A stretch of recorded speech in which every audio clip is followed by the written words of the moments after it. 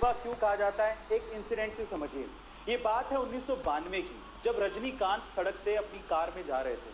अचानक से ट्रैफिक वाले ने वहां पर उनकी कार को रोक दिया और रजनीकांत को कहा कि आपको यहीं ट्रैफिक में ही इंतजार करना पड़ेगा, आधे घंटे में सीएम की गाड़ी आ रही है।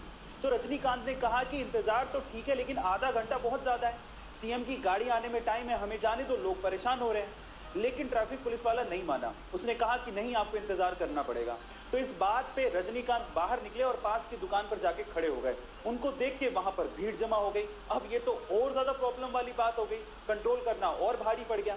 तो इस बात पे ट्रैफिक पुलिस वाला रजनीकांत के पास गया और उन्हें कहा कि प्लीज आप यहां से जाइए। तब रजनीकांत ने कहा कि यही तो मैं कह रहा था कि मुझे जाने दो भाई, इंतजार करना तो ठीक है, लेकिन आधा घंटा बहुत ज्यादा। गर्मियों में रूम्स को ठंडा रखने के लिए एसी का इस्तेमाल सबसे ज्यादा किया जाता है और उसी वजह से ग्लोबल वार्मिंग की समस्या बढ़ते जा रही है। अब इस चीज का इलाज निकाला हमारे साइंटिस्ट लोगों ने। उन्होंने एक अल्ट्रा वाइट पेंट बनाया है। इस अल्ट्रा वाइट पेंट को अगर बिल्डिंग या मकानों पे किया जाए तो उससे 98.1% तक सनलाइट रिफ्लेक्ट हो जाती है। ये बेरियम सल्फेट से बनाया जाता है। अब इसकी खास बात यह है कि जिस रूम पे या बिल्डिंग पे इस अल्ट्रा वाइट पेंट को किया जाता है वो लगभग दिन में 4 डिग्री सेल्सियस तक और रात में 10.5 डिग्री सेल्सियस तक टेम्परेचर को कूल डाउन कर देता है। अब इस पेंट के इस्तेमाल से हम लोग ग्लोबल वार्मिंग की समस्या को दूर कर सकते हैं। ये आने वाले दिनों की टेक्नोलॉजी है। आपको इसके बारे में सुन के कैसा लगा, चैट सेक्शन में जरूर लिखिएगा। गाइस, अगर आपका YouTube पे चैनल है तो ये तो आपको पता ही होगा कि जब आपके 1 लाख यानी कि 0.1 मिलियन सब्सक्राइबर्स हो जाते हैं तो आपको सिल्वर प्ले बटन दिया जाता है। 1 मिलियन सब्सक्राइबर्स पे आपको गोल्डन प्ले बटन दिया जाता है। 10 मिलियन सब्सक्राइबर्स पे आपको डायमंड प्ले बटन दिया जाता है। 50 मिलियन सब्सक्राइबर्स पे आपको रूबी प्ले बटन दिया जाता है। पर अगर मैं आपसे सवाल पूछूं कि अगर किसी के 100 मिलियन सब्सक्राइबर्स हो जाएं तो उसे कौन सा प्ले बटन दिया जाता है, क्या आप जानते हैं? चलिए मैं आपको बताता हूं। 100 मिलियन सब्सक्राइबर्स पे रेड डायमंड प्ले बटन दिया जाता है, जो कि आज पूरी ही दुनिया में सिर्फ 4 यूट्यूब चैनल्स को मिला है, जिसमें से 2 यूट्यूब चैनल इंडिया के हैं। उनमें से सबसे पहले आता है टी सीरीज, दूसरे नंबर पे है प्यूडीपाई, तीसरे नंबर पे है कोको मिलन और चौथे नंबर पे है सेट इंडिया। गाइस, ये इन्फॉर्मेशन आपको कैसी लगी चैट सेक्शन में जरूर लिखिएगा। और आपके शरीर से निकलने वाले टॉयलेट के कलर से आपके शरीर के बारे में काफी कुछ पता लग जाता है। जैसे कि अगर टॉयलेट हल्के पीले रंग का या फिर ट्रांसपेरेंट आ रहा है तो इसका मतलब आप स्वस्थ हैं और पानी भी अच्छे से पी रहे हैं। लेकिन अगर ये गाढ़े पीले रंग का है तो इसका मतलब आपके शरीर में पानी की कमी है और आपको इस पे ध्यान देना चाहिए। और अगर ये भूरे संतरी कलर का है तो इसका मतलब आपके लीवर में कहीं ना कहीं प्रॉब्लम है। और अगर ये पीला झाग वाला है तो इसका मतलब आपकी किडनी में कहीं ना कहीं प्रॉब्लम है। और अगर ये हल्के लाल रंग का आ रहा है तो आपको सचेत हो जाना चाहिए, क्योंकि ये किडनी के साथ साथ आपकी यूटीआई या फिर ट्यूमर की वजह से भी हो सकता है। गाइस, आपको ये इन्फॉर्मेशन कैसे लगी चैट सेक्शन में जरूर लिखिएगा। गाइस, आपने वर्ल्ड्स मोस्ट हैंडसम मैन की किताब के बारे में तो जरूर सुना होगा, जैसे कि 2021 में वर्ल्ड्स मोस्ट हैंडसम मैन का किताब साउथ कोरियन सिंगर वी यानी कि किम टाई ह्यूंग को दिया गया। और इस लिस्ट में बहुत बार ऋतिक रोशन का भी नाम आया है। लेकिन अगर मैं आपसे सवाल पूछूं कि क्या आपने कभी वर्ल्ड्स मोस्ट हैंडसम हॉर्स के बारे में सुना है?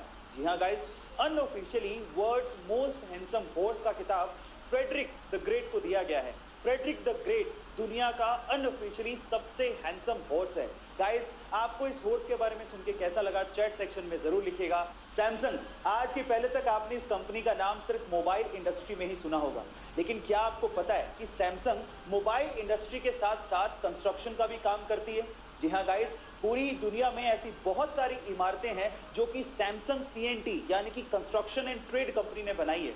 इनफैक्ट पूरी ही दुनिया की सबसे ऊंची इमारत बुर्ज खलीफा के मेन कंस्ट्रक्टर में सैमसंग सीएनटी का नाम आता है, जो कि सैमसंग की पेरेंट कंपनी है।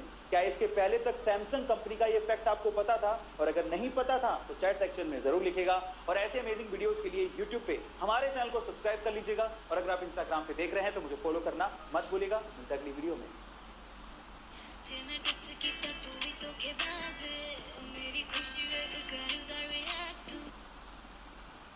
एक गांव में एक व्यक्ति था जिसका एक पैर नहीं था, लेकिन जब भी वो नाचा करता था गांव में बारिश आ जाती थी। इस वजह से गांव के लोग उसे भगवान का दूत मानते थे। एक बार एक शहर से लड़का आया। जब गांव वाले ने उसको ये बात बताई तो वो कहता है कि मैं तो शहर से और मैं इन सब बातों पे बिलीव नहीं करता। तो वो उसे बाबा के पास ले गए और उन्होंने बाबा को रिक्वेस्ट किया कि बाबा जी प्लीज आप अपना चमत्कार दिखाइए।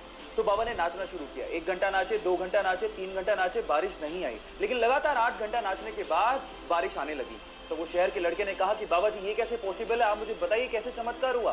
तो बाबा जी ने कहा कि मैं 2 बातों पे बिलीव करता हूँ। पहला, मैं ये मान के चलता हूँ कि मैं नाचूंगा तो बारिश आएगी, और दूसरा मैं तब तक नाचता हूँ जब तक बारिश ना आ जाए। यहाँ सीखने लायक बात यह है कि पहला अपने आप पे बिलीव रखो कि आप हार्डवर्क करोगे तो सक्सेस मिलेगी, और दूसरा तब तक हार्डवर्क करो जब तक आपको सक्सेस मिल नहीं जाती। सन 1895 में जब पहली बार किसी भारतीय वैज्ञानिक ने सपना देखा कि इंसान आसमान में उड़ेगा, तो लोग उसका मजाक उड़ा के कहा करते थे कि तुम पागल दिखते तो नहीं हो, लेकिन पागल हो जरूर। फिर भी उसने अपने सपने पर विश्वास रखा, पूरी मेहनत की, और भारतीय वेदों की सहायता से दुनिया का पहला हवाई जहाज बनाया भी, और उसे मुंबई की चौपाटी पर 1500 फीट की ऊंचाई तक उड़ाया भी, और उसे सुरक्षित लैंड भी करवाया। और यह काम उसने राइट ब्रदर्स से 8 साल पहले किया था, लेकिन इसके बावजूद भी इतिहास के पन्नों पर उसका नाम तक दर्ज नहीं। लेकिन आज ये बताने का वक्त आ गया है कि दुनिया का पहला हवाई जहाज एक भारतीय वैज्ञानिक ने बनाया था, जिनका नाम है शिवकर बापूजी तलपदे। 1998 में काले हिरण के शिकार का आरोप, 2002 में फुटपाथ पे गाड़ी चढ़ाने का आरोप, और उसके अलावा एक प्रसिद्ध एक्ट्रेस के द्वारा हरासमेंट के आरोपों के बावजूद भी आज भी ये बॉलीवुड का सुपरस्टार है, और उसे रॉबिन हुड बोला जाता है। एक बार जो मैंने कमिटमेंट कर दी तो फिर मैं अपने आप की भी नहीं सुनता। Yes, I am talking about Salman Khan. और अगर इसकी जगह कोई और एक्टर होता तो शायद उसका करियर कब से खत्म हो गया होता। पर ऐसी 3 खास बातें जिसकी वजह से सलमान खान की इतनी पॉजिटिव इमेज क्रिएट हुई है। नंबर 1, वो बहुत ज्यादा चैरिटी करते हैं बीइंग ह्यूमन के द्वारा। नंबर 2, वो अपने आसपास के लोगों के लिए बहुत ज्यादा केयरिंग है। एंड नंबर 3, वो बहुत ज्यादा स्ट्रेट फॉरवर्ड है, जो मन में है वही मुंह पे है। तो अपने सल्लू भाई के लिए एक लाइक तो बनता है। आज मैं आप लोगों को 20 सेकंड का एक ऐसा वीडियो दिखाने वाला हूं जिसने मुझे भी अंदर तक झकझोर के रख दिया, और मेरा ये दावा है कि इस वीडियो को देखने के बाद वो आप में भी कुछ कर गुजरने की आग पैदा कर देगा। सबसे पहले वो वीडियो देखिए।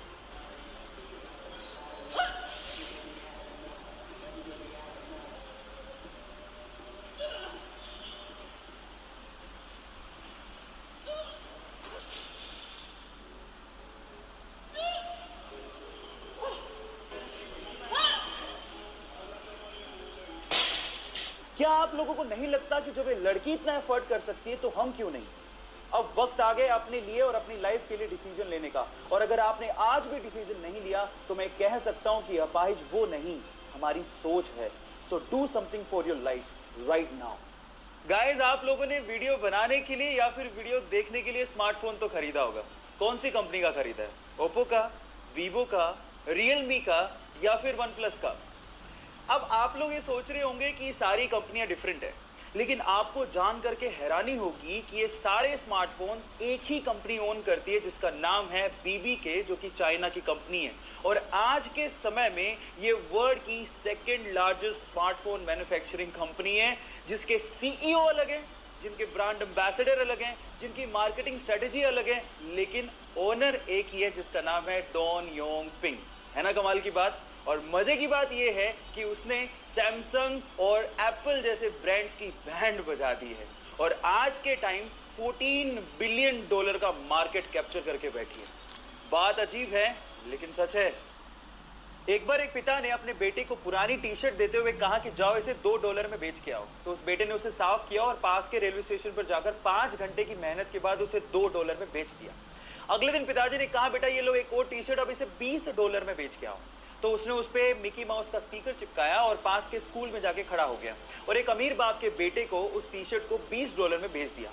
अगले दिन पिताजी ने कहा, बेटा ये लो एक और टी-शर्ट, अब इसे $200 में बेच के आओ। उस बच्चे ने कुछ नहीं कहा, अगले दिन शहर गया और वहां पर एक सेलिब्रिटी आई हुई थी। उसने घेरा तोड़ा और सेलिब्रिटी को कहा कि इस टी-शर्ट पे ऑटोग्राफ दे दीजिए। उस सेलिब्रिटी ने बच्चे को देखकर ऑटोग्राफ दे दिया, और वो बच्चा वहीं बाहर खड़ा होकर उस टी-शर्ट को नीलाम करने लगा, और उसी टी-शर्ट को उसने $2000 में बेचा। Yes, I am talking about the great player Michael Jordan. और सीखने लायक बात यहां पर यह है कि अगर आप पॉजिटिव सोच रखते हो तो रास्ते अपने आप निकल आते हैं। दुनिया के 4 अरबपतियों की 4 मोस्ट पावरफुल हैबिट्स में से आखिरी हैबिट मैंने ली है इंडिया के रिचेस्ट पर्सन मुकेश अंबानी जी से। सपने बड़े देखो, काम ज्यादा करो, लेकिन बातें कम करो। इस चीज को मुकेश अंबानी जी हमेशा फॉलो करते रहे। धीरूभाई अंबानी जी के जाने के बाद लोगों को लगने लगा था कि मुकेश अंबानी बिजनेस को इतना आगे नहीं बढ़ा पाएंगे, लेकिन अपने काम से मुकेश अंबानी जी ने उन सबको गलत साबित कर दिया। हमेशा सबसे बड़ा सोचा और उसे पूरा भी किया। रिलायंस पेट्रोलियम और जियो कम्युनिकेशन उसके एग्जाम्पल्स हैं। लेकिन कभी भी वो शोषा नहीं करते और ना ही लाइमलाइट में आने की कोशिश करते हैं। So do more, talk less. अब अगर आपने बाकी बची हुई हैबिट्स नहीं देखी हैं तो प्रोफाइल को विजिट करना मत भूलिएगा। मिलते हैं अगले वीडियोस में। गाइस, हम लोग फ्यूचर में पानी पिएंगे नहीं, खाएंगे। हो गए ना हैरान? बट ये बात सच है।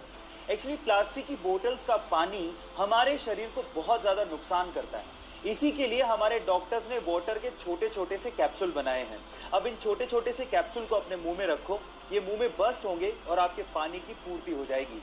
इन्हें ओहो कैप के नाम से जाना जाता है। बस इसके ऊपर की लेयर उतारो, अपने मुंह में रखो और हो गया। इस वंडरफुल डिस्कवरी के लिए एक लाइक तो बनता है। एक बार 4 लड़के मुंबई घूमने गए और वहां पर उन्होंने एक टैक्सी भाड़े पे की। एक्चुअली उस टैक्सी के ड्राइवर सरदार जी थे। अब हुआ कुछ यूं कि बोरियत की वजह से वो चारों लड़के जोक्स क्रैक करने लगे और उनमें से कुछ जोक्स सरदारों पर थे।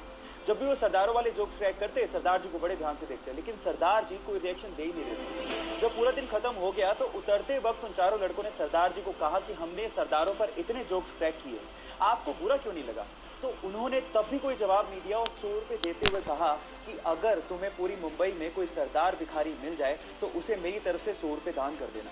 वो चारों लड़के पूरे दिन मुंबई घूमते रहे, लेकिन उन्हें कहीं सरदार भिखारी दिखाई नहीं। तब उन्हें समझ में आ गया कि हम मजाक जरूर उड़ाते हैं, लेकिन इससे मेहनती लोग होते भी नहीं हैं। गाइस, इन सरदारों के लिए एक हाथ तो बनता है।